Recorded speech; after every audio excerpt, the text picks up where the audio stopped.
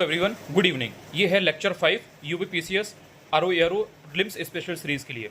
आज मैं बात करने वाला हूँ कि आरओ एआरओ के 2024 का जो पेपर हुआ था, प्रीलिम्स का जो पेपर लीक हो गया था, उसमें कौन कौन से ऐसे मेजर सब्जेक्ट्स थे जिनसे क्वेश्चंस आए हुए थे, और भविष्य में भी जब आपका अब एग्जाम होगा 22 दिसंबर को, तो उसमें कौन से ऐसे सब्जेक्ट्स हैं जिनसे क्वेश्चंस आ सकते हैं, क्या एक्सपेक्टेशन है, या किन सब्जेक्ट्स को आपको ज़्यादा अच्छे से पढ़ना चाहिए, किन पर ज़्यादा ध्यान देना चाहिए।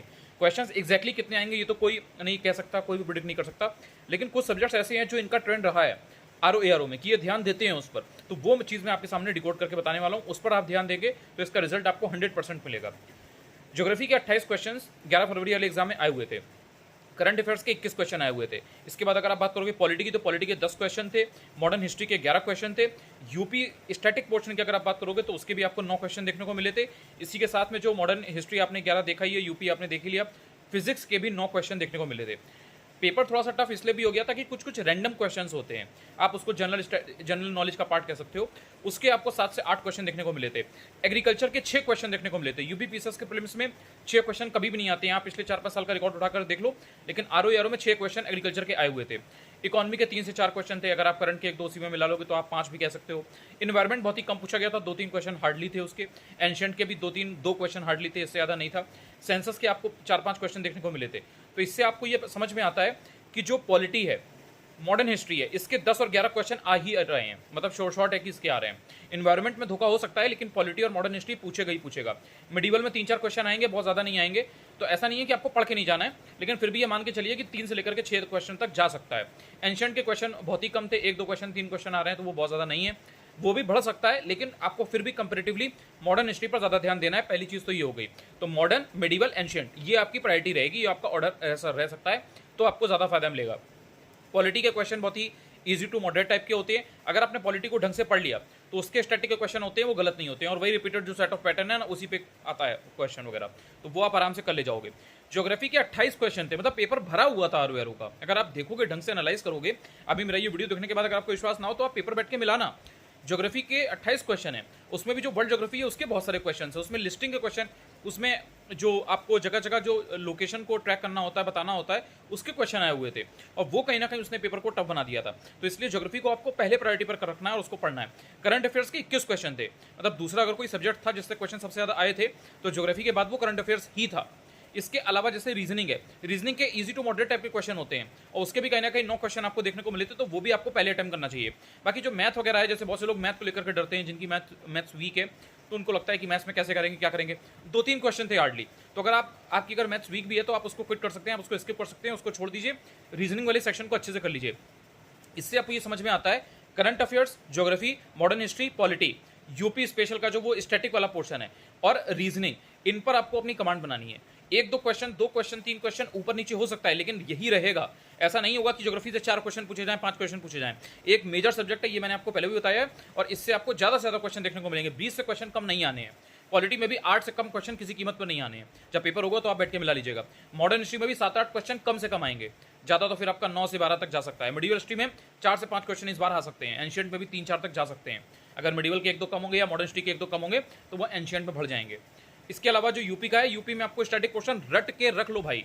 उसमें ऐसी चीज़ें हैं जो एकदम वो रटी रटाई पूछता है, एकदम स्टैटिक प्योर, और जो करंट की चीज़ें हैं वो आपकी न्यूज़ में जो चल रही होंगी उसी से आएंगी, बहुत ज़्यादा नहीं आता है।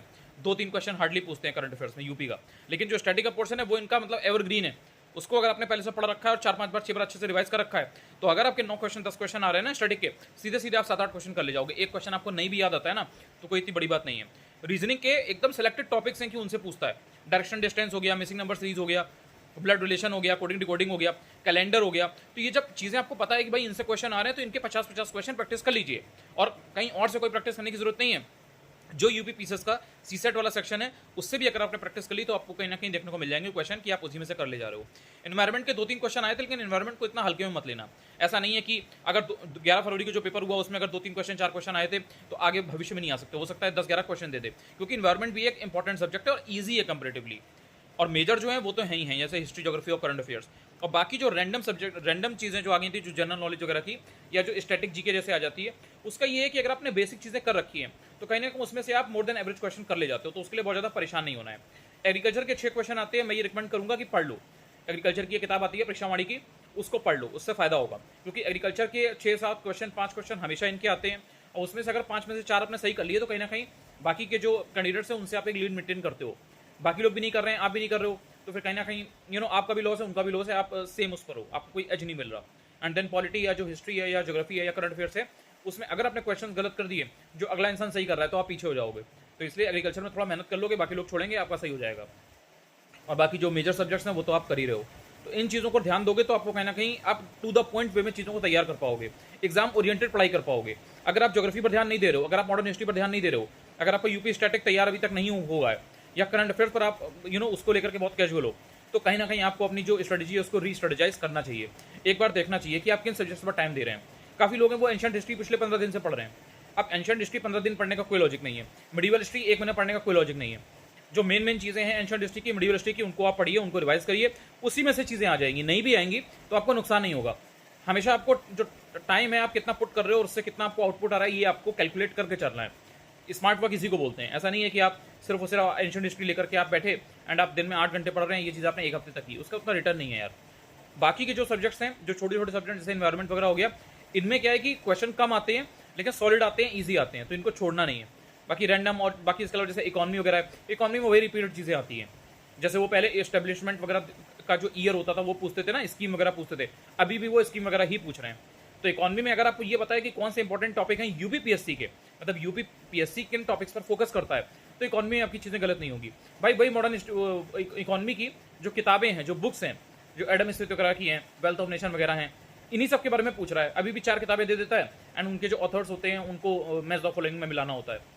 तो ये सब बहुत ही सिलेक्टेड चीज़ें हैं, इनको पहले से तैयार कर लो तो आपको एक कॉन्फिडेंस फील होगा।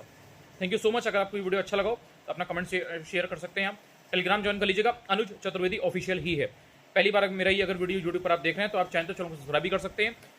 क्रैक प्रीलिम सीरीज है ये, लगातार इसमें 100-120 दिन का जो भी जब तक आपका एग्जाम नहीं हो जाता है, लगातार ये सीरीज चलेगी। रोज मैं आपको एक वीडियो देता हूँ, उसमें बहुत ही इंपॉर्टेंट चीज़ बताता हूँ, छोटा सा वीडियो होता है, उसको आप अपनी पढ़ाई के साथ में इंप्लीमेंट करते रहिए, एग्जीक्यूट करते रहिए। वैल्यू एडिशन का काम करेगा ये, आपको रिजल्ट अपने आप मिलने लगेगा। अगर आप 2 हफ्ते भी इस चीज़ को फॉलो करते हो, आप खुद देखोगे कि 2 हफ्ते बाद, 3 हफ्ते बाद, 4 हफ्ते बाद, जैसे जैसे दिन बीतते जाएंगे आपकी तैयारी एक अलग लेवल पर जा रही है। थैंक यू सो मच यार।